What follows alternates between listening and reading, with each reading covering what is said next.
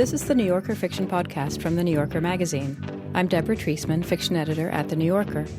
Each month, we invite a writer to choose a story from the magazine's archives to read and discuss. This month, we're going to hear Shakespeare's Memory by Jorge Luis Borges. I would possess Shakespeare, and possess him as no one had ever possessed anyone before. The story was chosen by Hisham Matar, whose first novel, In the Country of Men, was shortlisted for the Man Booker Prize in 2006. His latest novel, Anatomy of a Disappearance, was published in 2011. Hi, Hisham. Hello, Deborah. So, have you been a lifelong reader of Borges? Has he been an influence on your own work? I've certainly read him for a long time. It's very difficult for me to say he's been an influence. I don't think he has, but he's been an influence on my thinking about literature. Because I think he has such a complex and intricate and agile intellect. But actually, I think he has a very simple in the clear sense, temperament. Mm-hmm. So he does this wonderful thing that I think it's got to be one of the things that literature is about. It's a kind of thinking. He thinks through these stories. And he doesn't think, in the sort of, it's not an argument or a hypothesis, but he thinks in that playful way, that way that he doesn't really know. You don't get the sense that he's figured it out and he wants to tell you, but he's exploring what this means and the possibilities of it. And that's just wonderful. So that by the end of a story, he might think something other than what he thought at the beginning? Or that the effect that he has on me, at least, is I feel that my thinking has expanded. It has sort of gone somewhere else. Well, this story, Shakespeare's Memory, was published very late in Borges' life. It might even have been the last story he wrote. It came out in 1983 in Spanish, and it came out in English in The New Yorker posthumously in 1998. When did you read it for the first time? I must have read it about 7 years ago, I think. It's connected to what I had read before that, which is Everything and Nothing, the short essay on Shakespeare. On Shakespeare. Yeah. There's, in fact, lots of references to that in this story. So it seemed a continuation of a conversation that he had started some time before. That he was having with Shakespeare, or with his opinion of Shakespeare. Yes, about Shakespeare in particular, but I think the story is not just about Shakespeare, but it's about what of the writer is in the work, and how when we want to access that work, what it is actually that we're accessing. And it's also a meditation on what goes into the work from the writer's life, the relationship between the writer and the work, and that vast distance that exists between the pronoun I and the actual writer himself. And it seems to put all of that under question in such a way that is thrilling and exciting and what I meant by expansive, that really expands that question rather than aims to answer it. And it runs exactly against all of those attempts of people sitting writers down and saying, well, so how did you write that? And how does that relate to your life? Is it autobiographical? Yeah, exactly. Well, the story it's a wonderful story. It's quite complicated in the beginning to follow. Do you want to set it up for listeners so they know what they're getting into?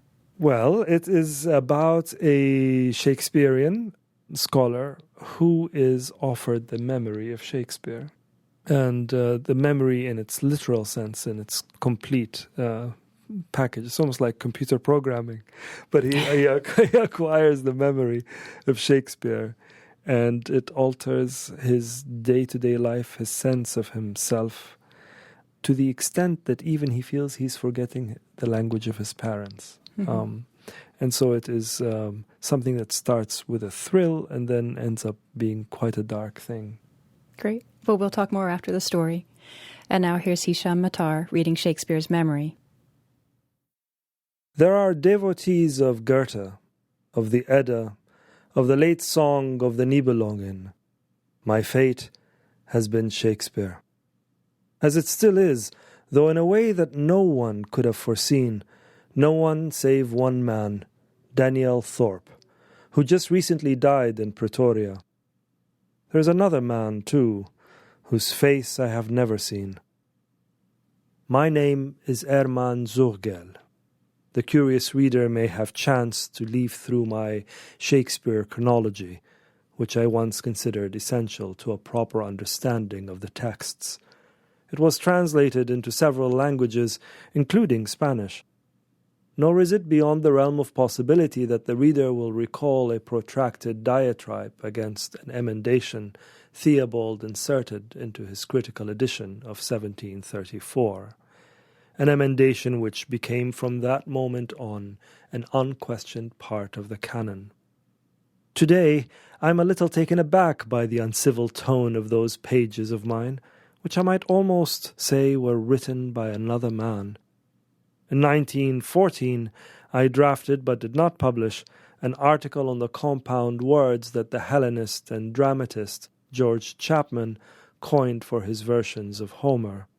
In forging these terms, Chapman did not realize that he had carried English back to its Anglo-Saxon origins, the Ursprung of the language. It never occurred to me then that Chapman's voice, which I have now forgotten, might one day be so familiar to me. A scattering of critical and philological notes, as they are called, signed with my initials, complete, I believe, my literary biography. Although perhaps I might also be permitted to include an unpublished translation of Macbeth, which I began in order to distract my mind from the death of my brother, Otto Julius, who fell on the Western Front in 1917. I never finished translating the play. I came to realize that English has, to its credit, two registers, the Germanic and the Latinate, while our own German, in spite of its greater musicality, must content itself with one. I mentioned Daniel Thorpe. I was introduced to Thorpe by Major Barclay at a Shakespeare conference. I will not say where or when. I know all too well that such specifics are in fact vaguenesses. More important than Daniel Thorpe's face, which my partial blindness helps me to forget, was his notorious lucklessness. When a man reaches a certain age, there are several things he can simulate. Happiness is not one of them. Daniel Thorpe gave off an almost physical air of melancholy. After a long session, night found us in a pub, an undistinguished place that might have been any pub in London. To make ourselves feel that we were in England, which of course we were, we drained many a ritual pewter mug of dark warm beer. In Punjab, said the Major in the course of our conversation, a fellow once pointed out a beggar to me. Islamic legend apparently has it, that King Solomon owned a ring that allowed him to understand the language of the birds, and this particular beggar, so everyone believed, had somehow come into possession of that ring.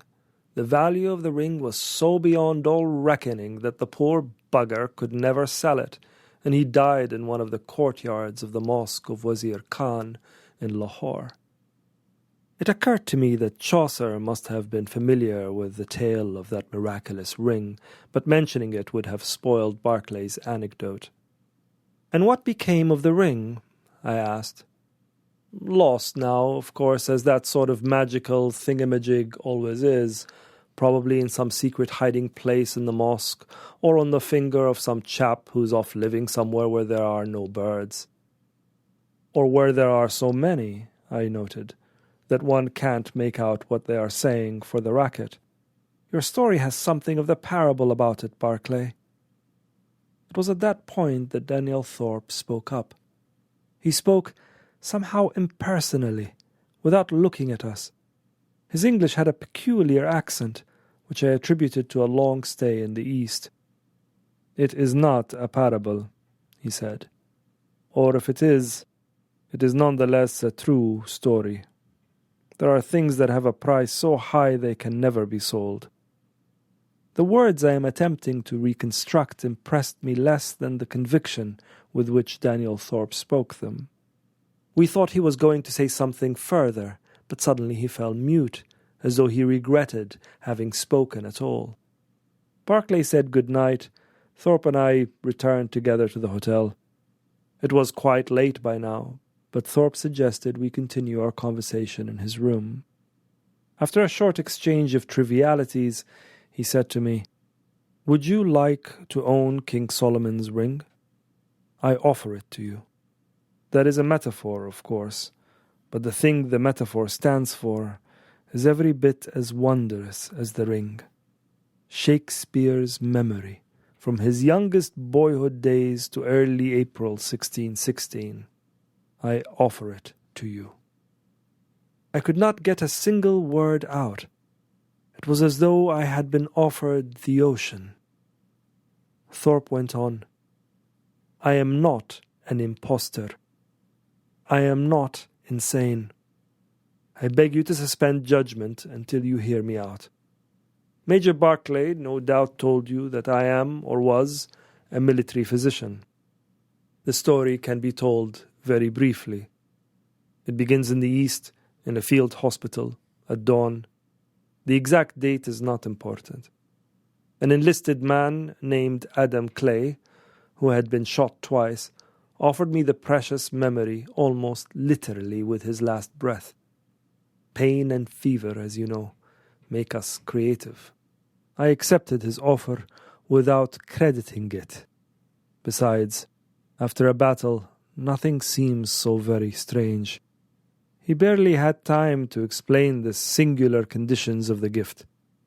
The one who possesses it must offer it aloud, and the one who is to receive it must accept it the same way.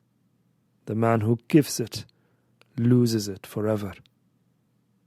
The name of the soldier and the pathetic scene of the bestowal struck me as literary in the worst sense of the word. It all made me somewhat leery. And you, now, possess Shakespeare's memory? What I possess, Thorpe answered, are still two memories, my own personal memory and the memory of the Shakespeare that I partially am. Or, rather, two memories possess me. There is a place where they merge somehow. There is a woman's face. I'm not sure what century it belongs to. And the memory that was Shakespeare's, I asked, what have you done with it? There was a silence. I have written a fictionalized biography, he said at last, which garnered the contempt of critics but won some small commercial success in the United States and the colonies. I believe that's all. I have warned you that my gift is not a sinecure. I am still waiting for your answer. I sat thinking, had I not spent a lifetime, however colourless and ordinary, in pursuit of Shakespeare? Was it not fair that, at the end of my labours, I find him? I said, carefully pronouncing each word, I accept Shakespeare's memory. Something happened, of that there is no doubt, but I did not feel it happen.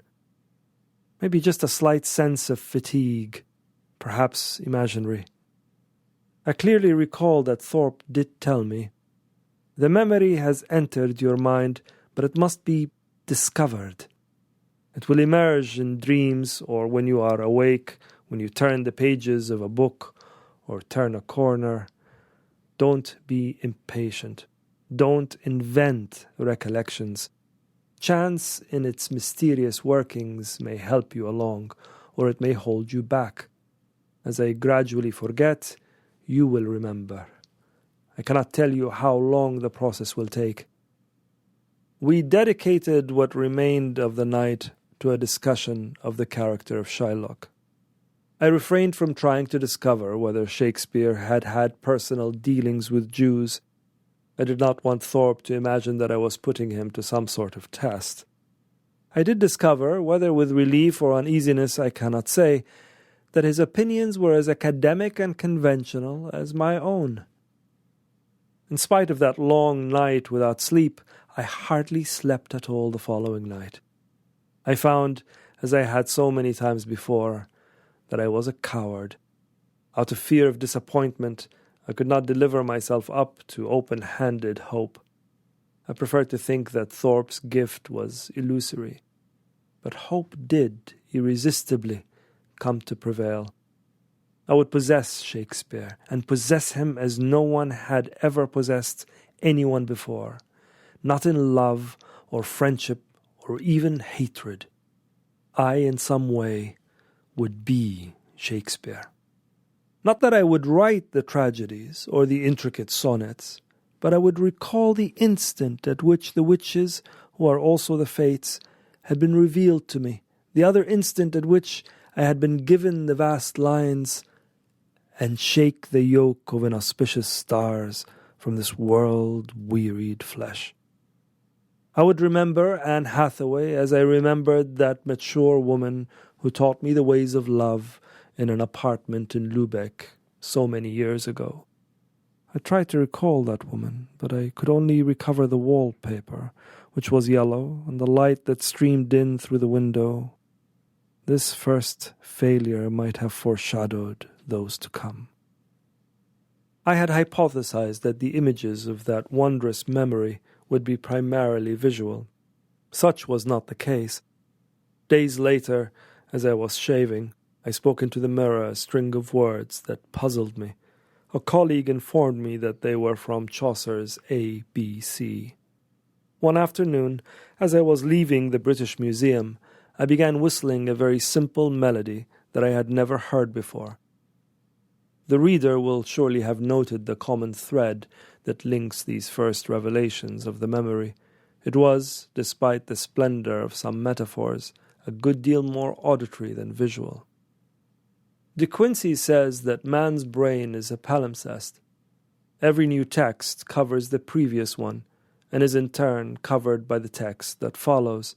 But all-powerful memory is able to exhume any impression, no matter how momentary it might have been, if given sufficient stimulus.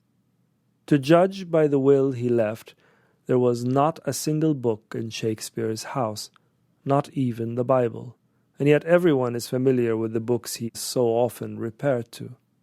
Chaucer, Gower, Spenser, Christopher Marlowe, Holinshed's Chronicles, Florio's Montaigne, North's Plutarch. I possessed, at least potentially, the memory that had been Shakespeare's, the reading, which is to say the rereading, of those old volumes would be the stimulus I sought. I also reread the sonnets, which are his works of greatest immediacy. Once in a while I came up with the explication, or with many explications. Good lines demand to be read aloud. After a few days, I had effortlessly recovered the harsh Rs and open vowels of the 16th century. In an article I published in the Zeitschrift für Germanische Philologie, I wrote that Sonnet 127 referred to the memorable defeat of the Spanish Armada. I had forgotten that Samuel Butler advanced that same thesis in 1899. A visit to Stratford-upon-Avon was, predictably enough, sterile. Then came the gradual transformation of my dreams. I was to be granted neither splendid nightmares à la De Quincey, nor pious allegorical visions in the manner of his master, Jean-Paul. It was unknown rooms and faces that entered my nights. The first face I identified was Chapman's. Later there was Ben Jonson's, and the face of one of the poet's neighbors, a person who does not figure in the biographies but whom Shakespeare often saw. The man who acquires an encyclopedia does not thereby acquire every line, every paragraph, every page, and every illustration. He acquires the possibility of becoming familiar with one and another of those things. If that is the case with a concrete and relatively simple entity, given I mean the alphabetical order of its parts, etc., then what must happen with a thing that is abstract and variable, ondoyant et divers, a dead man's magical memory, for example? No one may capture in a single instant the fullness of his entire past. That gift was never granted even to Shakespeare, as far as I know, much less to me, who was but his partial heir. A man's memory is not a summation. It is a chaos of vague possibilities. St. Augustine, if I am not mistaken, speaks of the palaces and the caverns of memory. The second metaphor is the more fitting one. It was into those caverns that I descended. Like our own, Shakespeare's memory included regions, broad regions of shadow, regions that he willfully shunned. It was not without shock that I remembered how Ben Jonson had made him recite Latin and Greek hexameters, and how his ear, the incomparable ear of Shakespeare, would go astray in many of them, to the hilarity of his fellows. I knew states of happiness and of darkness that transcend common human experience. Without my realizing it, long and studious solitude had prepared me for the docile reception of this miracle. After some 30 days, the dead man's memory had come to animate me fully. For one curiously happy week, I almost believed myself Shakespeare. His work renewed itself for me. I knew that for Shakespeare the moon was less the moon than it was Diana, and less Diana than that dark drawn-out word, moon. I noted another discovery, Shakespeare's apparent instances of inadvertence, those absences d'un fini, of which Hugo speaks apologetically, were deliberate. Shakespeare tolerated them, or actually interpolated them, so that his discourse, destined for the stage, might appear to be spontaneous and not overly polished and artificial. Nicht allzu glatt und gekunstelt. That same goal inspired him to mix his metaphors. My way of life is fallen into the sere, the yellow leaf. One morning I perceived a sense of guilt deep within his memory. I did not try to define it. Shakespeare himself has done so for all time. Suffice it to say that the offense had nothing in common with perversion. I realized that the three faculties of the human soul, memory, understanding, and will, are not some mere scholastic fiction. Shakespeare's memory was able to reveal to me only the circumstances of the man Shakespeare. Clearly, these circumstances do not constitute the uniqueness of the poet. What matters is the literature the poet produced with that frail material. I was naive enough to contemplate a biography, just as Thorpe had. I soon discovered, however, that the literary genre required a talent for writing that I did not possess. I do not know how to tell a story. I do not know how to tell my own story, which is a great deal more extraordinary than Shakespeare's. Besides, such a book would be pointless. Chance or fate dealt Shakespeare those trivial, terrible things that all men know. It was his gift to be able to transmute them into fables, into characters that were much more alive than the grey man who dreamed them, into verses which the generations will never abandon, into verbal music. What purpose would it serve to unravel that wondrous fabric, besiege and mine the tower, reduced to the modest proportions of a documentary biography or a realistic novel, the sound and fury of Macbeth? Goethe, as we all know, is Germany's official religion. The worship of Shakespeare, which we profess not without nostalgia, is more private. In England, the official religion is Shakespeare, who is so unlike the English. England's sacred book, however, is the Bible. Throughout the first stage of this adventure, I felt the joy of being Shakespeare. Throughout the last, terror and oppression. At first, the waters of the two memories did not mix. In time, the great torrent of Shakespeare threatened to flood my own modest stream, and very nearly did so. I noted with some nervousness that I was gradually forgetting the language of my parents. Since personal identity is based on memory, I feared for my sanity. My friends would visit me. I was astonished that they could not see that I was in hell. I began not to understand the everyday world around me, die alltägliche Umwelt. One morning I became lost in a welter of great shapes forged in iron, wood, and glass. Shrieks and deafening noises assailed and confused me. It took me some time, it seemed an infinity, to recognize the engines and cars of the Bremen railway station. As the years pass, every man is forced to bear the growing burden of his memory. I staggered beneath the two, which sometimes mingled, my own and the incommunicable others. The wish of all things, Spinoza says, is to continue to be what they are. The stone wishes to be stone, the tiger, tiger, and I wanted to be Hermann Surgel again. I've forgotten the date on which I decided to free myself. I hit upon the easiest way. I dialed telephone numbers at random. The voice of a child or a woman would answer. I believed it was my duty to respect their vulnerable estates. At last, a man's refined voice answered. "Do you," I asked, "want Shakespeare's memory? Consider well, it is a solemn thing I offer, as I can attest." An incredulous voice replied, "I will take that risk. I accept Shakespeare's memory." I explained the conditions of the gift. Paradoxically, I felt both a nostalgie for the book I should have written, and now never would, and a fear that the guest, the spectre, would never abandon me. I hung up the receiver and repeated, like a wish, these resigned words. "Simply the thing I am shall make me live." I had invented exercises to awaken the antique memory. I had to seek others to erase it.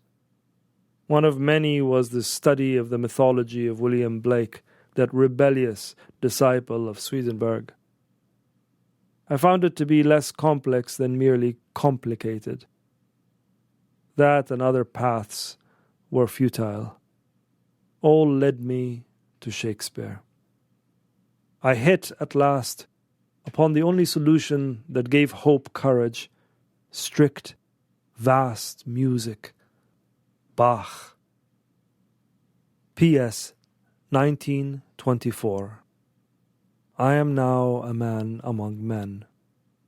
In my waking hours, I am Professor Emeritus Hermann Surgel. I putter about the card catalogue and compose erudite trivialities. But at dawn I sometimes know that the person dreaming is that other man. Every so often in the evening I am unsettled by small, fleeting memories that are perhaps authentic. That was Hisham Matar reading Shakespeare's Memory by Jorge Luis Borges. The English translation by Andrew Hurley appeared in The New Yorker in 1998 and can be found in the Collected Fictions, which is published by Penguin. So, Hisham, I want to talk a bit about the layering of the storytelling here. We have Borges telling us the story of Hermann Surgel, who meets Daniel Thorpe, who met Adam Clay, who got memories that belonged to Shakespeare. They were introduced by Major Barclay. It takes almost half the story to get through all of these layers to what actually happened. Borges seems sort of purposely to make the beginning of this story as complicated as possible. Why do you think he did that? I mean, it's the form of the essay the story takes. It's a kind of exploration of these ideas. But also, I think all of the characters that he creates are bizarrely bland. Mm-hmm. You know, they're sort of plain canvases, which makes the whole idea of acquiring a memory like Shakespeare's all the more frightening, in a sense, all the more overwhelming. We talk about the drabness of the characters that Borges creates, but then he also talks about, or Surgel talks about Shakespeare as this gray man with this pretty dull life, and he acquires this memory, and all he thinks of is some, the next door neighbor's face. Yeah. And a line from Chaucer, or kind of insignificant tune to whistle. So you have this sense he's acquired something that's not particularly exciting, and Shakespeare's memories were just as banal as anybody else's. And then he has that one paragraph where he says, I knew states of happiness and darkness that transcend common human experience, which he never describes in any way. So it's a whole paragraph, just that sentence. Yeah. Is it a contradiction? I think perhaps what's going on is that just like how when two people read the same book, they place emphasis on different sides of the book, that somehow, because Hermann Surgel is not a man of adventure, although he calls this an adventure, and I think the story is actually structured as an adventure too, but he's not at heart a man of adventure, that he relates to the mundane side of Shakespeare, which of course must have existed. And maybe Jorge was relating to that. And also the nature of memory. I mean, he's so excited that he's going to be able to remember Anne Hathaway the way that he remembers this mature woman in Lubeck. Yeah. And then he tries to remember the mature woman in Lubeck. All he can remember is the curtains. Yeah, he doesn't actually remember her at all. Yeah. I mean, there's a sense that he's been given this gift which is potentially rich, but he's been given no key for interpreting it. Yes, and I think also he's been given this gift that has not enriched his own sense of the world, his own identity, that it's a gift that has undermined what he thinks of himself or what he feels himself to be in the world. It's almost a cautionary tale in that sense, no? And also it puts a big question mark on to what extent is the author in the work, and to what extent is it appropriate when we are captivated by a book to want to know anything about the writer. Well, and that goes back a little bit to Everything and Nothing, the essay, Borges' essay on Shakespeare, which I think brings up one of the last lines that Sorgel quotes, the simply the thing I am shall make me live. Yes. Which is taken from All's Well That Ends Well, which is a line that Parolles speaks, the man whose name means words and who spent most of the play fabulating. And then he's basically renouncing this behavior. So we have Sorgel renouncing not fabulation, but renouncing the acquisition of somebody else's identity, saying, I'm just going to go back to being myself. You also had Shakespeare saying it in a sense. We also had Borges saying it a little bit in that essay and in this story. It's interesting layering of writers saying, I'm giving this up. Yeah. I've had enough. Yeah. But then it also raises the question of, is there anything to go back to? Absolutely. And that line that you quote immediately reminded me of Iago's line of, I am not what I am. That it is a questioning of both the singularity of experience, but also how connected all of these things are, and that there's something incredibly fluid about the suggestion that you can anyway acquire somebody's memory, and it puts under question how singular then is anybody's memory. Even in Everything and Nothing, there's a suggestion of this, but the sense that you get when you read Shakespeare, that you sense that he has tapped into some subterranean human network of emotions and psychology and feeling and memory, actually, and nature. It is very difficult to accept that it belongs to one man, And so I think his work itself puts under question the idea of the singularity of memory. Right. There's sort of a deep suspicion running through this story and through Everything and Nothing that perhaps this didn't come from Shakespeare somehow. Perhaps this somehow, that Shakespeare the man is a real disappointment. That these words have some separate existence. Yeah. I'm not for a moment comparing myself to any of these people. But as a writer, I know that there are moments when you are pushing the text. And there are moments, and they are the sweetest moments, when the text runs ahead of you and they last for seconds. But you write a sentence or a paragraph, if you're lucky, that you know that, or you believe that you were never capable of writing it. It exceeded your abilities and your expectations. And it really doesn't feel like it's yours at all.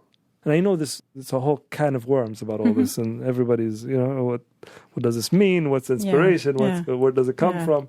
But it seems to me an instinctively probable proposition that all human experience is somehow connected in some level. That would then explain why that a boy growing up in Libya reading Shakespeare is moved by it, or somebody somewhere else listening to Shostakovich means something to them, or they see a painting by Cézanne and it means something to them, that somehow it's not as complex as it sounds, the proposition. And therefore Shakespeare, in a sense, is a genius exactly because of how deeply connected he was to the things that seem universally true and profound and moving. And I think the other thing that he shares with Borges, they're both in some level moral writers. They're deeply interested in morality, in that sense that I was trying to describe of thinking, of writing as a way of thinking about complicated questions and situations. And what humans do to each other. Yeah. Yeah. Yeah. And what they're capable of doing and what the doing does to them. How do you think we're leaving Sorgel? I mean, he's supposedly given up this memory, and yet he still gets flashes of it. And he can't quite shake it, and he's got to go and read William Blake to try and rid his mind of it. What state has he been left in? Does he get his own identity back? I think he's in a vulnerable position, and it's the sort of position, in a sense, a very extreme portrait of that position, but it's a position that I think all great literature inflicts on its reader. There's this warm, nice, middle-class sense about literature. You sit in a nice room and you read a book and you pass time. But serious literature is dangerous. Yeah. It matters when you read it and how you read it, and it really never leaves you. Great books that have had an impact on you remain with you, around you. Their silence remains, actually, too. The quality of their silence remains. And so this is a very extreme state of a man that has been, in a way, invaded, rewired by this great work and this great man. And no, I don't think he's very well. What do you think about that last line of the official story where he offers up Bach as an antidote to Shakespeare? Fantastic. Fantastic. No, I mean in the sense that he's completely right. Music it's the thing itself, It's sort of, what I mean by that is that it's manifest. It's not a translation of an idea. Bach wasn't, sometimes he was translating a certain mood, but more times than not, he wasn't translating at all. It was, the thing is what you're listening to. There's no distance between it. And that immediacy is enviable to me as a writer. A clarity to it that isn't in these murky, floating memories. Yes. So Daniel Thorpe in the story raises this issue of whether the story of King Solomon's ring is a parable, and says it's not a parable because it's come true in my own life. What do you think Borges was doing with this story of King Solomon's ring, which is a parable? In my mind, he belongs to an older generation of writers, Borges does, in this particular regard, in the way that he was feeding off texts, mythology, tales from many different places around the world. And energized actually a lot of writers, younger writers, to think that way. Somebody like Octavio Paz's relationship to Indian literature, I think, was made somehow possible from an imaginative point of view by Borges. And it's something that you don't see so much now, actually. Writers very much, or most writers, seem to stick very much to a very cultural, literary tradition, singular, which is what always made me feel when I was reading him that I was reading one of my own. I felt he was Arabic when I was reading him. I didn't, he has a little bit of 1001 Nights feeling to it. There are so many little stories that unfold in this way. Yes, and from his writings that he's read the things that you've read. He's read the Arabian Nights. He's read the Quran. He's read all of these older poets. He makes references to these people and uses words from those languages. And it's just so inspiring, and it does that thing that we mentioned earlier, this kind of expansiveness of his mind and his heart, too, and what he creates. In the sense that you always get when you read him, that you feel that the world has somehow been nudged or it's become a little bit bigger. Which what I feel is with every great work of art. Once you read it or see it or listen to it, you walk out on the street and you feel the world has changed just a little bit in some way, or has been enlivened by this work. Well, thank you so much, Hisham. Pleasure, thank you. Hisham Matar's most recent novel is Anatomy of a Disappearance, an excerpt from which appeared in the January 24th, 2011 issue of The New Yorker. You can read it online at newyorker.com. You can subscribe to this podcast as well as to The New Yorker Out Loud and the Political Scene podcast in the iTunes Store. You can also download the weekly audio edition of The New Yorker through iTunes or audible.com, or join the conversation on our Facebook page. The New Yorker Fiction Podcast is produced by newyorker.com and Curtis Fox Productions. I'm Deborah Treisman. Thanks for listening.